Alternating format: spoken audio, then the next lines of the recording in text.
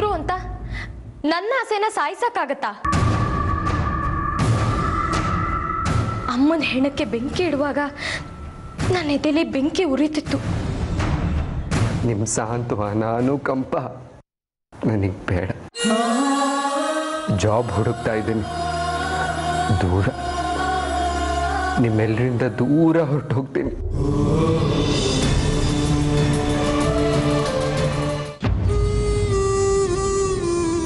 ಯಾರ ನೆನಪು ಬೇಡ, ನನ್ನ ಸತ್ರು ಬರೋದಿಲ್ಲ. ನಾನು ಸತ್ರು ಬರಲ್ವಾ?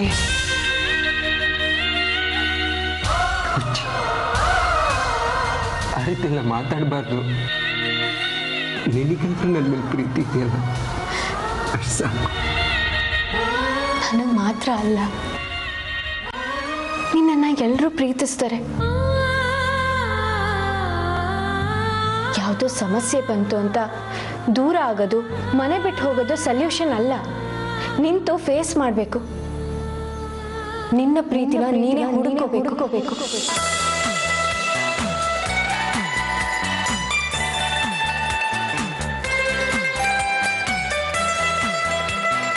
ಲೋಕವೇ ಹೇಳಿದ ಮಾತಿದು, ವೇದದ ಸಾರವೇ ಕೇಳಿದು. ನಾಳಿನ ಚಿಂತೆಯಲ್ಲಿ ಬಾಳಬಾರದು, ಬಾಳಿನ ಮೂಲವೆಲ್ಲಿ ಕೇಳಬಾರದು. ಪ್ರೀತಿ ಮಾಡಬಾರದು, ಮಾಡಿದರೆ ಜಗಕ್ಕೆ ಹೆದರಬಾರದು.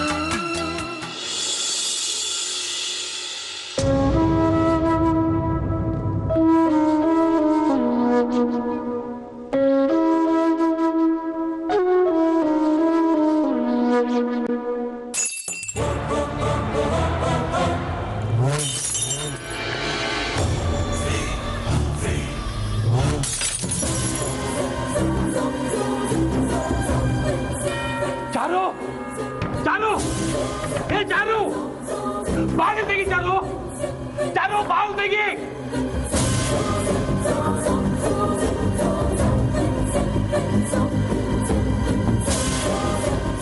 ಚಾರು, ಚಾರು, ಬಾಗಿಲು ತೆಗಿ. ನೋಡು, ನನ್ನ ಮಾತು ಕೇಳು ಚಾರು. ನಿನಗೆ ಏನ್ ಬೇಕೋ ಅದನ್ನ ನಾನು ಕೊಡಿಸ್ತೀನಿ. ನನ್ನ ಮಾತು ಕೇಳು ಚಾರು, ಬಾಗಿಲು ತೆಗಿ. ಈ ಕೋಪ, ಆವೇಶ ಇದೆಲ್ಲ ಬಿಡು ಚಾರು. ಜಯಂತಿ ಜೊತೆ ನಿನಗೆ ಮದುವೆ ಮಾಡಿಸ್ಬೇಕು ತಾನೆ? ಅದು ಏನೇ ಕಷ್ಟ ಆಗ್ಲಿ ನಾನು ಮಾಡಿಸ್ತೀನಿ. ಬಾಗಿಲು ತೆಗಿ ಚಾರು, ಚಾರು ಬಾಗಿಲು ತೆಗಿ ಚಾರು.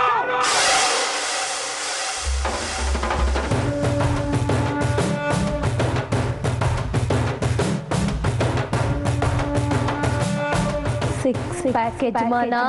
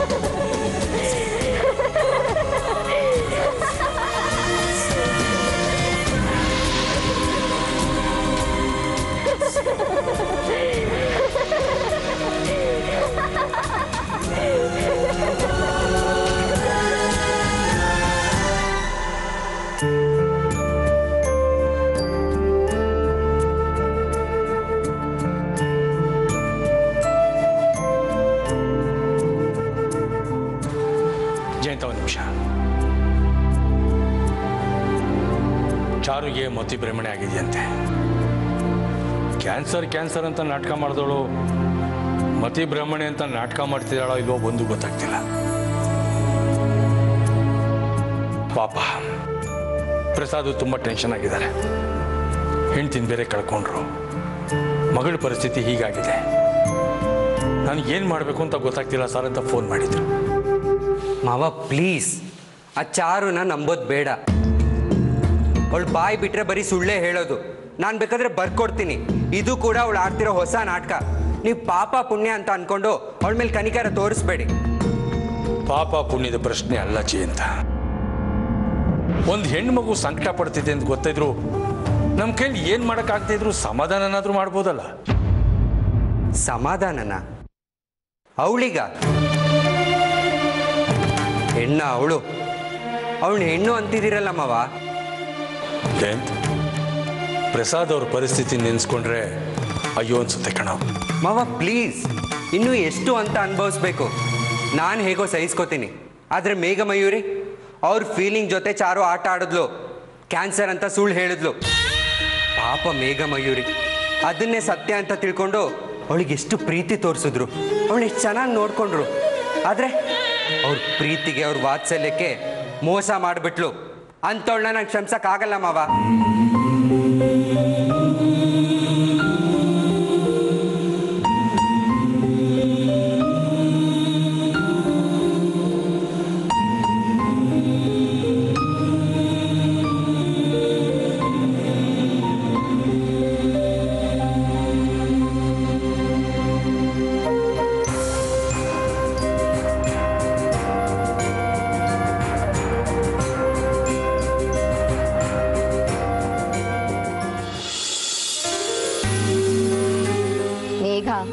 ಫೈನಲಿ ನಮ್ಮ ಪ್ರಾಜೆಕ್ಟ್ ಕಂಪ್ಲೀಟ್ ಆಯ್ತು. ಮಯೂರಿ, ಸೆಲ್ಫ್ ಡಿಫೆನ್ಸ್ ಬಗ್ಗೆ ನಮ್ಮ ಹತ್ರ ಇರೋ ಇನ್ಫಾರ್ಮೇಶನ್ ಸಾಕಲ್ವಾ? As far as it is concern ಸಾಕು ಕಣೆ. ನಮ್ಮ ಪ್ರಾಜೆಕ್ಟ್ ಅಪ್ರೂವ್ ಆದರೆ ಇದರಿಂದ ನಮ್ಮ ಸಮಾಜಕ್ಕೆ ಏನಾದ್ರು ಉಪಯೋಗ ಆದರೆ ನಮ್ಮ ತಂದೆ ತಾಯಿ ಎಷ್ಟು ಹೆಮ್ಮೆ ಪಡ್ತಾರಲ್ಲ. Of course. ಜಯಂತಣ್ಣ, ಏನು ಇಷ್ಟೊಂದು ಮಿಂಚ್ತಾ ಇದೆಯಾ? ಏನು ಮಾಡೋದು ಮೇಘ, ಲೈಫಲ್ಲಿ ಕೆಲವು ಘಟನೆಗಳನ್ನ ಎಷ್ಟೇ ಮರೆಯೋದಕ್ಕೆ ಪ್ರಯತ್ನ ಪಟ್ಟರು ಆಗ್ತಾನೆ ಇಲ್ಲ. ಅದಕ್ಕೆ ಒಂದು ಹೊಸ ದಾರಿ ಹುಡುಕ್ತಾ ಇದ್ದೀನಿ.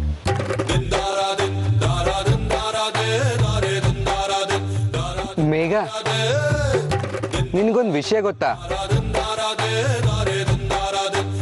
ಒಬ್ಬ ಪ್ರೇಮಿ ತನ್ನ ಪ್ರೀತಿನ ಕಳ್ಕೊಂಡಾಗ ಅದನ್ನ ಹೇಗೆ ಮರೆಯೋದು ಅನ್ನೋದಕ್ಕೆ ದಾರಿ ಇದೆಯಂತೆ.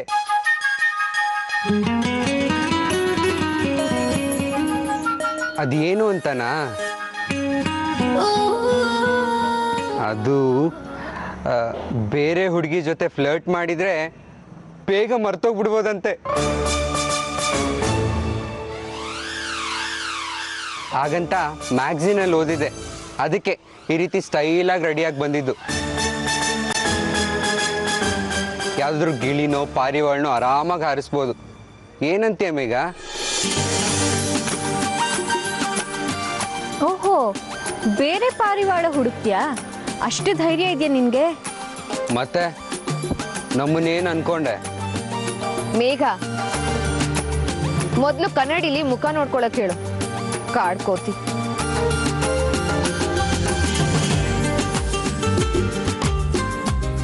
ನೀವಿಬ್ರು ಯಾಕೆ ಒಳ್ಳೆ ಟಾಮ್ ಅಂಡ್ ಜೆರ್ರಿ ಥರ ಆಡ್ತೀರಾ? ಮೊನ್ನೆ ಎಲ್ಲ ಮನೆ ಬಿಟ್ಟು ಹೋಗ್ತೀನಿ, ಕೆಲಸ ಹುಡುಕ್ತೀನಿ, ಸತ್ರು ಈ ಮನೆ ಕಡೆ ಬರಲ್ಲ ಅಂತೆಲ್ಲ ಬಿಲ್ಡಪ್ ಕೊಡ್ತಿದ್ದೆ. ಈಗ ಹುಡುಗಿರ್ ಹುಡ್ಕಕ್ ಹೋಗ್ತೀಯಾ? ಮೇಘ, ಕೆಲವ್ರು ಆಡೋ ಮಾತಿಗೂ ನಡ್ಕೊಳ್ಳೋ ರೀತಿಗೂ ಸಂಬಂಧನೇ ಇರಲ್ಲ. ಸಂಬಂಧನೂ ಗೊತ್ತು, ಅರ್ಥನೂ ಗೊತ್ತು. ಆದರೆ ಅದು ಒಳ ಅರ್ಥಗಳು ಬೇರೆಯವ್ರಿಗೆ ಅರ್ಥ ಆಗಲ್ಲ. ಈಗಷ್ಟೇ ಸೆಲ್ಫ್ ಡಿಫೆನ್ಸ್ ಬಗ್ಗೆ ಮಾತಾಡಿದೀವಿ, ಅದನ್ನ ಪ್ರಾಕ್ಟಿಕಲ್ ಆಗಿ ತೋರಿಸ್ಬೇಕಾಗತ್ತೆ. ಮಯೂರಿ, ಬಾ, ಟೈಮ್ ಆಯ್ತು. ಬಾಯ್ ಕಣು.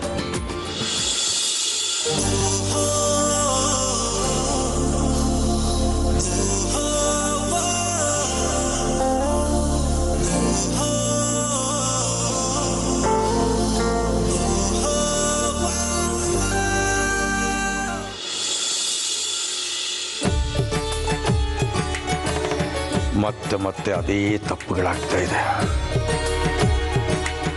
ದಿನ ತಪ್ಪುಗಳನ್ನ ನಾವು ಗೊತ್ತಿದ್ದು ಮಾಡ್ತಿದ್ದೀವೋ ಗೊತ್ತಿಲ್ಲದೆ ಮಾಡ್ತಿದ್ದೀವೋ.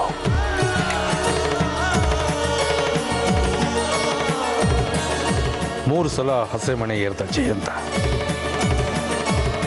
ಯಾವುದು ಸುಖವಾಗಿ ಅಂತ್ಯ ಕಾಣಲಿಲ್ಲ. ಒಂದು ರಾದ್ಧಾಂತದಲ್ಲೇ ಮುಗಿತೆ ಹೊರತು ಬೇರೆ ಇನ್ನೇನೂ ಆಗಲಿಲ್ಲ.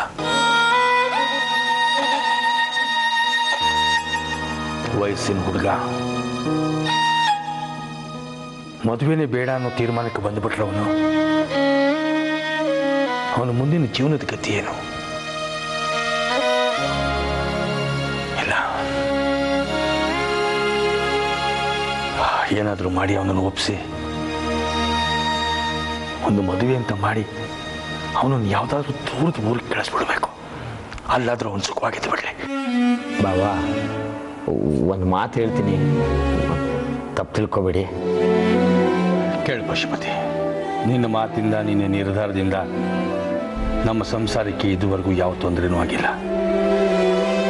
ಅದು ಅಲ್ಲದೆ ಜಯಂತ ನಿನ್ನ ಮಗ, ನಿನ್ನ ಅಭಿಪ್ರಾಯನೂ ಮುಖ್ಯ ಆಗತ್ತೆ. ಹೇಳು.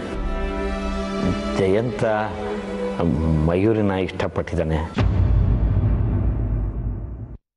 ಮಯೂರಿ ಜೊತೆ ಜಯಂತನ ಮದುವೆ ಮಾಡಿಬಿಡೋಣ ಬಾವ. ಈ ಅಭಿಪ್ರಾಯ ನನ್ನ ಮನಸ್ಸಿನಲ್ಲೂ ಬಂದಿತ್ತು. ಜಯಂತ ನಿಜವಾಗ್ಲೂ ಮಯೂರಿನ ಪ್ರೀತಿಸ್ತಾ ಇದ್ದಾನೆ. ಅವನ ಕೈ ಮೇಲೆ ಮಯೂರಿ ಹೆಸರನ್ನ ಹಚ್ಚ ವಹಿಸ್ಕೊಂಡಿದ್ದಾನೆ. ತಂದೆಯಾಗಿ ನಿನ್ನ ಮನಸ್ಸಿನಲ್ಲಿ ಏನಿದೆ ತಿಳ್ಕೊಳ್ಳೋಣ ಅಂತ ಸುಮ್ಮನೆ ಹಾಗೆ ಹೇಳಿದೆ ಅಷ್ಟೆ. ನೀವು ನನ್ನ ಪಾಲಿನ ದೇವರು, ನಿಮ್ಮ ಮಾತನ್ನು ಬೇಡ ಅಂತೀನಿ ಬಾವ. ಜಯಂತ ಮಯೂರಿ ಮದುವೆ ಆದರೆ ಅವರಿಬ್ಬರು ಸಂತೋಷವಾಗಿರ್ತಾರೆ. ಹಾಗಾದ್ರೆ ಚೆನ್ನಾಗಿರುತ್ತೆ, ಹೀಗಾದ್ರೆ ಚೆನ್ನಾಗಿರುತ್ತೆ ಅಂತ ಅಂದ್ಕೊಳ್ಳೋದು ಸುಲಭ ಪಶುಪತಿ. ಜಯಂತ ಮಯೂರಿ ಮದುವೆಗೆ ಜಯಂತನೂ ಒಪ್ಕೋಬೋದು. ಆದರೆ ಮಯೂರಿ ಯಾವ ಮುಖ ಇಟ್ಕೊಂಡು ಅವಳನ್ನು ಕೇಳೋಣದು?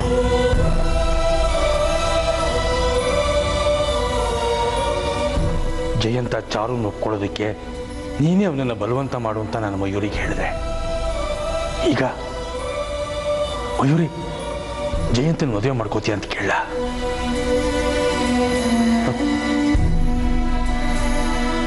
ಜಯಂತನಿಗೇನೋ ಆಸೆ ಇದೆ. ತೋಳ ಮೇಲೆ ಅವನ ಹೆಸರು ಹಚ್ಚ ವಹಿಸ್ಕೊಂಡಿದ್ದಾನೆ. ಒಂದು ಕೆಲಸ ಮಾಡ್ತೀಯಾ? ಮಯೂರಿ ಹತ್ರ ನೀನೇ ಮಾತಾಡ್ತೀಯಾ? ಬಾವ, ಜಯಂತ ನಿಜಕ್ಕೂ ಮಯೂರಿನ ಇಷ್ಟಪಡ್ತಾ ಇದ್ದಾನೆ. ಆದರೆ ಇಷ್ಟೆಲ್ಲ ಆದಮೇಲೆ ಮಯೂರಿ ಹತ್ರ ಮದುವೆ ವಿಚಾರ ಹೇಗೆ ಮಾತಾಡೋದು ಮಾವ? ಆದರೂ ಮಾತಾಡ್ತೀನಿ. ಅವನೇನಾದರೂ ಒಪ್ಕೊಂಡ್ರೆ ನಮ್ಮ ಮನೆ ಮಕ್ಕಳು ನಮ್ಮ ಕಣ್ಣು ಮುಂದೆನೇ ಓಡಾಡ್ತಿರ್ತಾರೆ. ಅವ್ರ ಖುಷಿ ನಮ್ಮ ಮನೇಲೆ ಓಡಾಡ್ತಿರುತ್ತೆ. ಕೇಳಿ ನೋಡು, ಒಪ್ಕೊಂಡ್ರೆ ತುಂಬ ಸಂತೋಷ. ಮದುವೆ ಆದಮೇಲೆ ಅವ್ರು ಏನು ನಿರ್ಧಾರ ತಗೊಳ್ತಾರೋ ಅದನ್ನು ಅವ್ರಿಗೆ ಬಿಟ್ಬಿಡೋಣ. ಯಾವ ವಿಷಯದಲ್ಲೂ ನಾವು ಬಲವಂತ ಮಾಡೋದು ಬೇಡ. ಆಮೇಲೆ ಇನ್ನು ಉಳ್ಕೊಳ್ಳೋದು ಮೇಘ. ಅವ್ರಿಗೆ ಮುಂದೆ ಮದುವೆ ಅಂತಾದರೆ ಅಲ್ಲಿ ನಮ್ಮ ಜವಾಬ್ದಾರಿ ಕಳೆಯುತ್ತೆ. ನಿಜ ಬಾವ.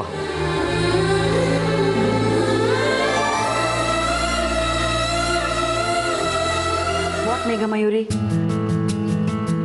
ಮ್ಯಾಮ್, ಓ, ಪ್ರಾಜೆಕ್ಟ್ ವರ್ಕ್ ರೆಡಿ ಆಯ್ತಾ?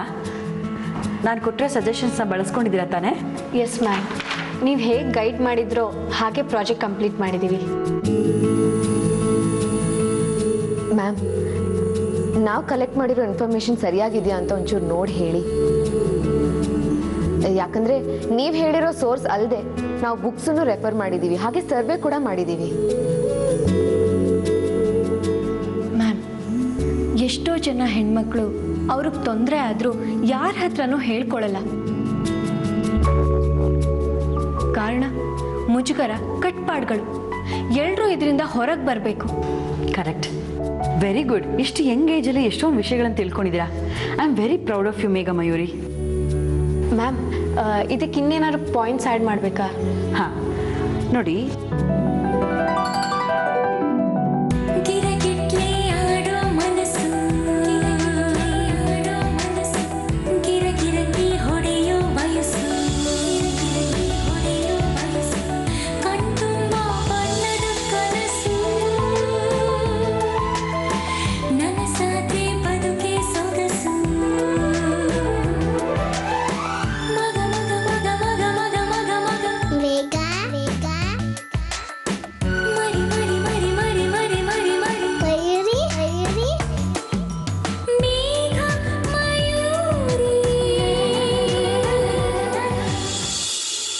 Wow superb.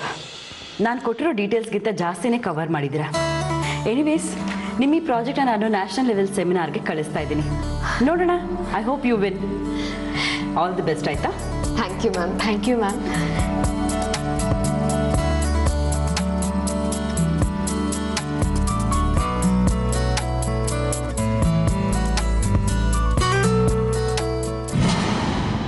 ಅಲ್ಲ ರೀ, ದಿಢೀರಂತ ಮಯೂರಿ ಜೊತೆ ಜಯಂತ್ ಮದುವೆ ಮಾಡೋ ನಿರ್ಧಾರ ಮಾಡಿಬಿಟ್ರಾ?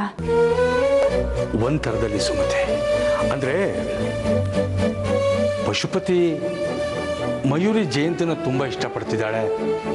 ಅವರಿಬ್ರಿಗೂ ಮದುವೆ ಮಾಡಿಬಿಡೋಣ, ಚೆನ್ನಾಗಿರ್ತಾರೆ, ನಮ್ಮ ಕಣ್ಮುಂದೆನೇ ಇರ್ತಾರೆ ಅಂತ. ಮಕ್ಕಳೇನೋ ಓದಬೇಕು, ಸಾಧಿಸಬೇಕು ಅಂತಿದ್ದಾರೆ. ಅದಕ್ಕೋಸ್ಕರ ನೋಡಿರೋ ಗಂಡನ್ನು ಬೇಡ ಅಂತ ಹೇಳಿದ್ದೀನಿ. ನಾನೇ ಕೇಳ್ತೀನಿ ಬಾವಾ ಮಯೂರಿನ ಅಂತ. ಹ್ಞೂ ಅಂದ್ಬಿಟ್ಟೆ. ಆದರೆ ಮಕ್ಕಳು ನಮ್ಮ ಹತ್ರ ಹೇಳಿರೋದು ಸಾಧನೆ ಮಾಡಬೇಕು ಅಂತ. ಈಗ ಪಶುಪತಿ ಕೇಳೋದು ಅಷ್ಟು ಚೆನ್ನಾಗಿರಲ್ಲ ಅನ್ನಿಸ್ತಿದೆ. ಅದಕ್ಕೆ ನಾನೇ ಮಕ್ಕಳನ್ನ ಕೇಳಿ ನಿರ್ಧಾರ ಮಾಡೋಣ ಅಂತಿದ್ದೀನಿ. ಏಕೆ ಈ ನನ್ನ ನಿರ್ಧಾರದಲ್ಲಿ ನಿಮ್ಗೇನಾದ್ರು ತಪ್ಪು ಕಾಣಿಸ್ತಿದೆಯಾ? ಇಲ್ಲ ರೀ, ನೀವು ಮಾಡೋ ನಿರ್ಧಾರದಲ್ಲಿ ಯಾವ ತಪ್ಪು ಇರಲ್ಲ. ಆದರೂ ಮಯೂರಿ ತಂದೆನ ಒಂದು ಮಾತು ಕೇಳೋದು ಒಳ್ಳೇದಲ್ವಾ?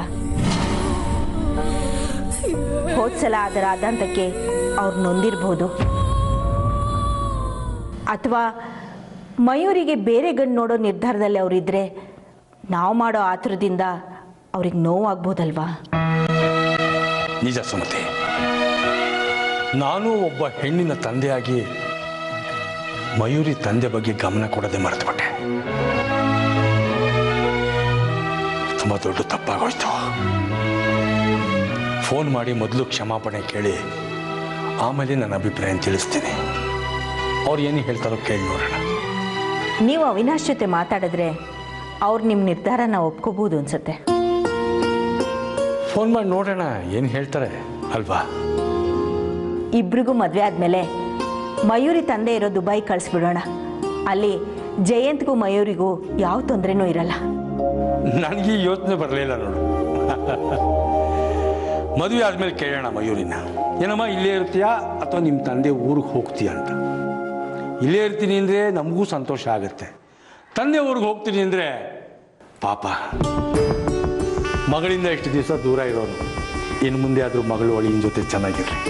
ಏನಂತೆ?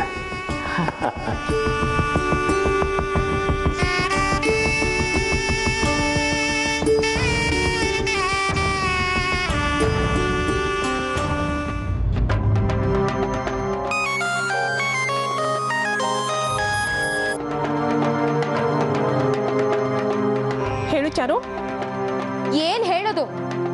ಸ್ವಲ್ಪನಾದ್ರೂ ಮಾನ ಮರ್ಯಾದೆ ಅನ್ನೋದಿದ್ಯಾ ನಿಮ್ಗೆ? ದುಡ್ಡು ಇಸ್ಕೊಂಡು ಮೋಸ ಮಾಡ್ಬಿಟ್ರಿ ನೀವು. ನಾನು ಹೇಳುದು ಸ್ವಲ್ಪ ಕೇಳು. ನಾನು ಬೇಕಂತ ಹೇಳಲಿಲ್ಲ, ಪರಿಸ್ಥಿತಿ ಹಾಗಿತ್ತು. ನೀನು ಕತೆ ಎಲ್ಲ ಬೇಕಾಗಿಲ್ಲ ನನಗೆ. ನನಗೆ ಮೋಸ ಮಾಡಿದ್ಯಾ. ದುಡ್ಡು ತಗೊಂಡಿದ್ದಲ್ದೆ ದೇವಸ್ಥಾನಕ್ಕೆ ಬಂದು ಎಲ್ಲರ ಮುಂದೆ ಸತ್ಯ ಹೇಳಿ ನನಗೆ ಅನ್ಯಾಯ ಮಾಡಿದ್ಯಾ. ನಾನು ಏನು ಮಾಡಲಿ? ನನ್ನ ಫ್ರೆಂಡ್ ಹತ್ರ ನಾನು ಮಾತಾಡ್ತಾ ಇದ್ದೆ. ಬೈ ಮಿಸ್ಟೇಕ್ ನಿನ್ನ ವಿಷಯ, ನಿನ್ನ ಹೆಸರು ಪ್ರಸ್ತಾಪ ಆಯಿತು. ಅದನ್ನ ಹುಡುಗಿ ನೋಡಿ ಕೇಳಿಸ್ಕೊಂಡು ನನ್ನ ಮೇಲೆ ರೇಗಾಡಿ ಇಲ್ಲಿ ಹೇಳ್ಕೊಂಡು ಬಂದ್ಲು. ಸರಿ, ನೀನು ಹೇಳೋದನ್ನ ನಾನು ಒಪ್ಕೊಂತೀನಿ. ನನಗೊಂದು ಹೆಲ್ಪ್ ಮಾಡ್ತೀಯಾ? ಈಗ ಆಗಿರೋದೇ ಸಾಲದಾ? ಇನ್ನೂ ಒಂದಾ? ನೀನು ಹೆಲ್ಪ್ ಮಾಡಲೇಬೇಕು. ಆ ಮನೇಲಿ ಯಾವುದೇ ಶುಭ ಕಾರ್ಯ ಆದರೂ ನೀನು ನನಗೆ ಇನ್ಫಾರ್ಮ್ ಮಾಡಬೇಕು. ಆ ಮನೆ ಮೇಲೆ ಒಂದು ಕಣ್ಣಿಟ್ಟಿರಬೇಕು. ಜಯಂತನ ಮದುವೆ ನಡೀತಿದೆ ಅಂತ ಒಂದು ಕ್ಲೂ ಸಿಕ್ಕಿದ್ರೂ ನೀನು ನನಗೆ ಹೇಳ್ತಾ ಇರಬೇಕು. ಈ ಕೆಲಸ ಮಾಡ್ತೀಯ ತಾನೇ? ಮಾಡಲೇಬೇಕು. ಮಾಡೇ ಮಾಡ್ತೀಯ. ಇದೆಲ್ಲ ಕಷ್ಟ ಆಗತ್ತೆ ಚಾರು. ನನ್ನ ಕೆಲಸನೇ ಬೇರೆ, ನೀನು ಹೇಳ್ತಾ ಇರೋ ಕೆಲಸನೇ ಬೇರೆ. ನೀನು ನನ್ನ ಹತ್ರ 5 ಲಕ್ಷ ತಗೊಂಡಿದ್ದು, ಫೋನಲ್ಲೇ ಡೀಲ್ ಮಾಡಿದ್ದು, ಅದೆಲ್ಲ ನನ್ನ ಹತ್ರ ಪ್ರೂಫ್ ಇದೆ. ನೀವು ನನಗೋಸ್ಕರ ಈ ಕೆಲಸ ಮಾಡಲೇಬೇಕು ಡಾಕ್ಟರ್ ಆಂಟಿ. ಸರಿ ಚಾರು,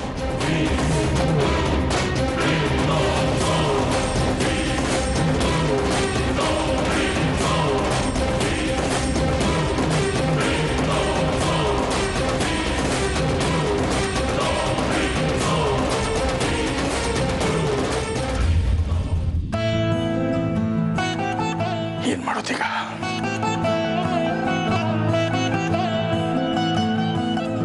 ನಿನಗೆ ಕಾಯ್ತಾ ಇದ್ದೆ ಮಯೂರಿ. ನಿನ್ನ ಒಂದು ಪ್ರಶ್ನೆ ಕೇಳಬೇಕು. ಕೇಳದ ಬೇಡವಾ ಅನ್ನಿಸ್ತಿದೆ. ಏನಿಲ್ಲ, ಓದಬೇಕು, ಏನೋ ಸಾಧನೆ ಮಾಡಬೇಕು ಅಂದಿದ್ರೆ ನಾನು ಹ್ಞೂ ಅಂದಿದ್ದೆ. ಈಗ ಮನೆ ಪರಿಸ್ಥಿತಿ ನೋಡಿದ್ರೆ ನೀವು ನಿಮ್ಮ ನಿರ್ಧಾರನ ಸ್ವಲ್ಪ ಬದಲಾಯಿಸ್ಕೊಳ್ಳೋದು ಒಳ್ಳೇದು ಅಂತ ಅನ್ನಿಸ್ತಿದೆ. ಇನ್ನೇನಿಲ್ಲ, ನೇರವಾಗಿ ಪ್ರಶ್ನೆ ಕೇಳ್ಬಿಡ್ತೇನೆ. ಮಯೂರಿ, ಜಯಂತನ್ ಮದುವೆ ಮಾಡ್ಕೊತೀಯಾ?